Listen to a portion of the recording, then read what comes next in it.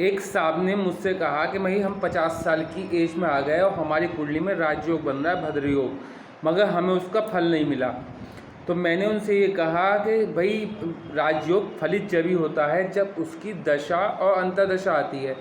अगर दशा में ही ज़्यादातर राजयोग फलित होते हैं, वरना ऐसा है कि कुंडली में चाहे भद्र योग बन रहा हो, शश योग बन रहा हो, हंस योग बन रहा हो, मालव्य योग, कोई सा योग भी बन रहा हो, अगर कुंडली में जब उसकी महादशा आएगी तभी वो राजयोग फलित होगा। मगर मैंने उनसे कहा कि आपकी कुंडली में जो है राजयोग बन ही नहीं रहा, क्योंकि आपका जो शनि बैठा है केंद्र में बैठा है, बिल्कुल सही बैठा है, मगर वो डिग्री वाइज कम बैठा है और ये जो है ये सारा राजयोग फलित नहीं हो रहा।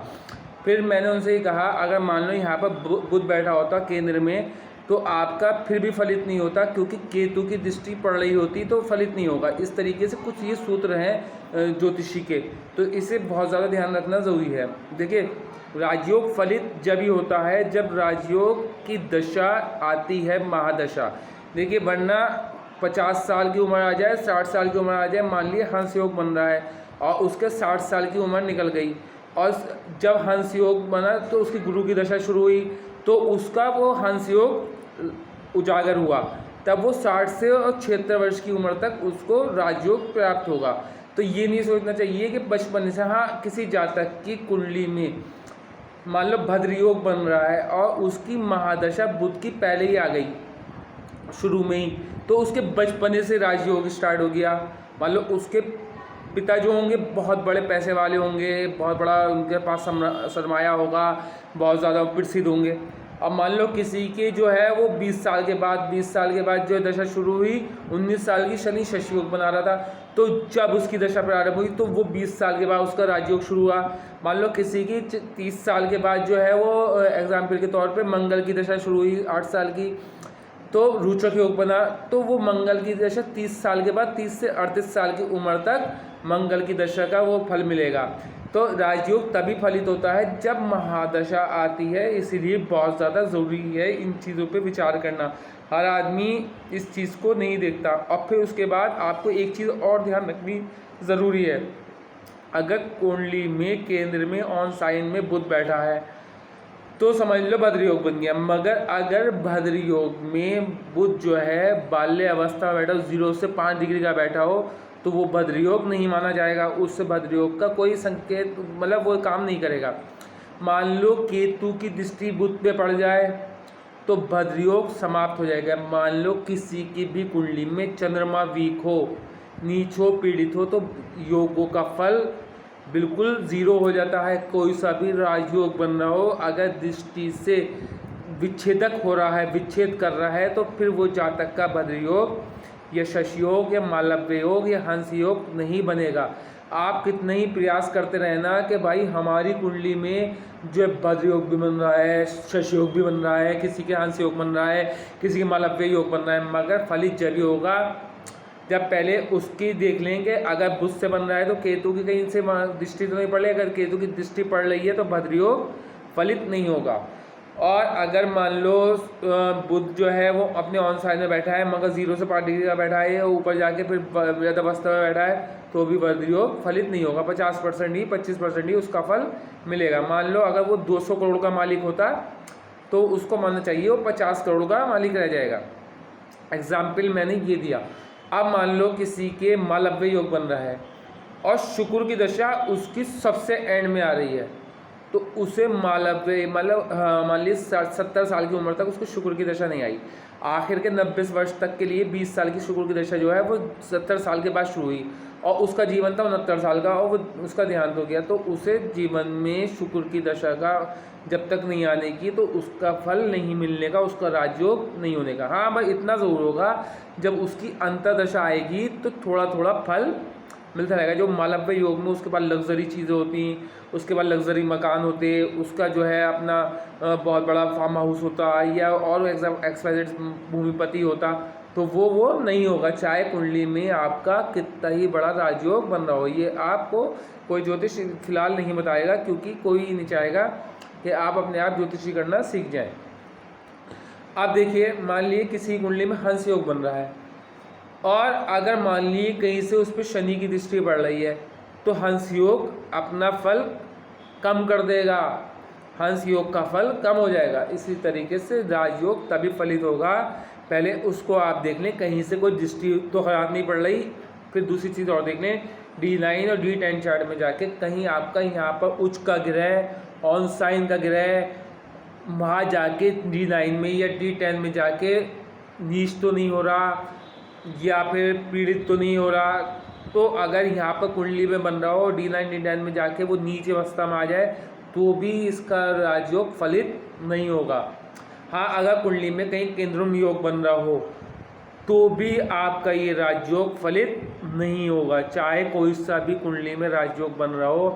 केंद्रम योग बना हुआ होगा तो जातक की कुंडली में केंद्रम योग की मेरी अलग वीडियो है, वो आप देख सकते हैं, मेरे चैनल को सब्सक्राइब करेंगे तो मिल जाएगी। तो वो कोई सा भी योग बन रहा हो कुंडली में, केंद्रम योग बन रहा है तो कभी भी जातक का कोई वो राजयोग फलित नहीं होगा। अब देखिए, मान लीजिए चंद्रमा कुंडली में वीक अवस्था में है तो कभी भी राजयोग फलित नहीं होगा। कुंडली में अगर चंद्रमा पीड़ित है, अगर कहीं D9 या D10 में जाके वो उच्च का हो रहा है तो बात अलग है, अन्यथा नहीं करेगा कोई फल। आप कुंडली में देख देख के वह खुश होते रहेंगे, या हमारे भद्र योग बन रहा है, हमारे मालव्य योग बन रहा है, हमारे शशि योग बन रहा है, हमारे हंस योग बन रहा है, हमारा XYZ कोई सा भी योग बन रहा है, तो फलित नहीं होगा जब तक उसको पूरा आप ज्योतिषी जो है बहुत डीपली है, कहीं से कोई दृष्टि राजयोग बना देती है और कहीं से कोई दृष्टि राजयोग ख़त्म कर देती है। इसीलिए बहुत ज़्यादा सोचने की, विचार करने की ज़रूरत है। और कभी कभी ग्रह या खराब स्थिति में कंजक्शन में बैठ जाते हैं तो भी राजयोग फलित नहीं होता, और हमेशा महादशा में जाके राजयोग फलित होता है। और आप भी अगर दिखाना चाहते हैं कि आपकी कुंडली में राजयोग बन रहा है और ज़रा सी दृष्टि से वो राजयोग, मान लीजिए शनि की दृष्टि पड़ रही हो और राजयोग फलित नहीं हो रहा हो, तो हम उसका उपाय करके उस राजयोग को फलित कर सकते हैं। मान लिए कहीं से दृष्टि खराब पड़ रही हो तो उस दृष्टि को अच्छी कर दें, या तो फिर वो राजयोग फलित हो जाएगा। तो ये कुंडली को देखने के बाद ही आपका राजयोग फलित हो सकता है। तो आप भी जीवन में सरमायादार, बड़े बड़े बिल्डिंगों के मालिक बन सकते हैं। आपके पास भी हर ऐशो आराम की चीज़ संभव है, मगर कुंडली का राजयोग देखना बहुत इंपॉर्टेंट है कि राजयोग आपका भंग तो नहीं हो रहा, और राजयोग भंग हो रहा है तो उसका उपाय अलग तरीके से किया जाएगा। D9 D10 में जाके अगर भंग हो रहा है तो उसका उपाय अलग तरीके से किया जाएगा। दृष्टि से कहीं भंग हो रहा है और आप देख रहे हैं कि राजयोग बन रहा है मगर बन नहीं पा रहा, वो काम नहीं, उसका फलित नहीं हो पा रहा, उसका लाभ नहीं मिल पा रहा, तो फिर आप उसका उपाय कर सकते हैं। तो अगर आप चाहते हैं, आपके पास कोई मार्गदर्शक है तो ठीक है, अगर आपके वहाँ मार्गदर्शक नहीं है तो आप मुझसे संपर्क कर सकते हैं। मैं आपको बताऊंगा कि ज़रा से उपायों से आपका राजयोग फलित हो जाएगा। हाँ, जिसकी कुंडली में नहीं बन रहा राजयोग, उसके लिए हम कुछ नहीं कह सकते क्योंकि उसका हम राजयोग नहीं बना सकते।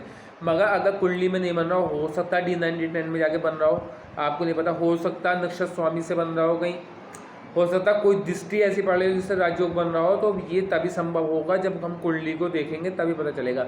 हाँ, अगर किसी की कुंडली में राजयोग नहीं बन रहा मगर फिर भी कोई सा ग्रह कुंडली में, एक ग्रह भी को भी हम अच्छा कर लेंगे तो कुछ हद तक उसकी परेशानियाँ दूर हो जाएंगी। मान लो किसी का षष्ठम भाव ख़राब पड़ा है तो उसको बीमारियाँ घेरे रहेंगी, मुस्तकिल बीमारियाँ घेरे रहेंगी लाइफ टाइम।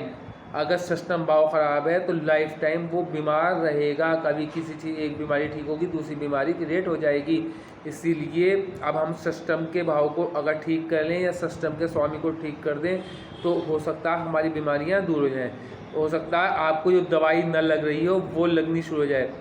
हो सकता है आपका अल्ट्रासाउंड, एक्सरे, MRI, इस सब में भी कभी कभी बीमारी पकड़ में नहीं आती, तो अगर हम ग्रह को ठीक कर लें तो हो सकता है उससे वो बीमारी का पता चल जाए और हम उपाय कर लें और डॉक्टर को दिखा के उसका कंसल्टेंट वो करके दवाई लेके ठीक हो जाए। क्योंकि कभी कभी थोड़े से उपायों से, देखिए कभी कभी आपने देखा होगा जहाँ तक दवाइयों पे दवाई ये कर रहा है, दवाइयों पे दवाई ये कर रहा है, उससे बीमारी का भी नहीं पता चल रहा, उसके सीने में दर्द है, डॉक्टर के टेस्ट कराता है तो कुछ नहीं निकलता और पड़ा रहता है, गिरी पड़ी तबीयत रहती, तो दवाइयाँ सूट नहीं करती। आप ग्रह को थोड़ा सा हम बल दे देंगे तो वही दवाई उसे सूट करने लगेगी। आपको डॉक्टरी इलाज करना ज़रूरी है, ज्योतिषी उपाय भी करें और डॉक्टरी उपाय भी करें, तभी जाके आपकी कोई अगर दीर्घकालीन बीमारी चली आ रही तभी संभव है। अन्यथा संभव नहीं है। ये खाली ज्योतिषी पे नहीं रहना चाहिए। ज्योतिषी तो सिर्फ वो काम करेगा कि आपको सही राह दिखाएगा, वो उपाय आपको सही राह दिखाएगा, और वो उपाय आपको जो है मतलब अगर आपकी बीमारी का पता नहीं चल रहा है वो बीमारी का पता चल जाएगा, और जो दवाई आपको नहीं लग रही थी वो गिरा ठीक करने से दवाई लग जाएगी, मेडिसिन लग जाएगी। इसलिए आप मेरी वीडियो को लाइक करें, शेयर करें, सब्सक्राइब करें। आपकी कुंडली में कौन सा ग्रह खराब है वो मुझे देखने के बाद ही पता चलेगा। कौन सा ग्रह नीचे है, कौन सा ग्रह आपके राजयोग को रोक रहा है, कौन सा ग्रह आपको बीमारी दे रहा है, कौन सा ग्रह आपकी नौकरी में बाधा बन रहा है, कौन सा ग्रह आपके ऊपर जादू टोना करा रहा है, कौन सा ग्रह आपको जो है बच्चों को परेशान कर रहा है, कौन सा ग्रह आपकी जो है ज़िंदगी में भूचाल लाए हुए है, और कौन सा ग्रह आपको किराए के घर में रहने पे मजबूर कर रहा है। ज़रा से उपायों से हो सकता है किराए वाले अपने मकान में चले जाएं, हो सकता है ज़रा से उपाय से जॉब मिल जाए, हो सकता है ज़रा से उपाय से आपका वर्चस्व बन जाए, हो सकता है ज़रा से उपाय से आपकी बीमारी ठीक हो जाए, हो सकता है ज़रा से उपाय से आपके संतान हो जाए। तो आप मुझसे संपर्क कर सकते हैं। मेरी वीडियो को लाइक करें, शेयर करें, सब्सक्राइब करें। धन्यवाद।